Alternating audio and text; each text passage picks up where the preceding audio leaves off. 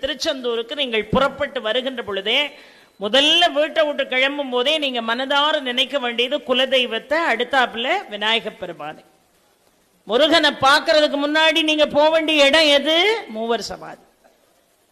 முதல்ல இங்க வந்து கடலில் நீராடி விட்டு அதற்கு பிறகு நாழிக்கிணறுல போய் நீராடுறோம். ஆனால் பழமையான நூல்கள் என்ன சொல்கிறது என்பதையும் நான் சொல்லிடுறேன். இப்ப நம்மகிட்ட இருக்கக்கூடிய பழக்க வழக்கம் நேர கடல்ல போய் குளிப்போம். கடல்ல குளிச்சுட்டு நாழிக்கிணறுல குளிச்சுட்டு சுவாமியை பார்க்க வருவோம். காலத்தில் நம்முடைய மூதாதையர்கள் எல்லாம் என்ன செஞ்சிருக்காங்கன்னா, முதல்ல நாழிக்கிணத்துல குளிச்சுட்டு அதுக்கப்புறம் தான் கடல்ல நீராடுவாங்க. சூரனை வதம் செய்த பிறகு தேவாதி தேவர்களுடைய தாகங்களை நீக்குவதற்காக தன் கையில் இருக்கக்கூடிய வேலை கொண்டு தோண்டியதுதான் இந்த கந்த புஷ்கரணி. அதுல தண்ணி தேங்காய் தண்ணி மாதிரி இருக்கும். நீங்கள் முதலாவது பார்க்க வேண்டியது மூவர் சமாதி.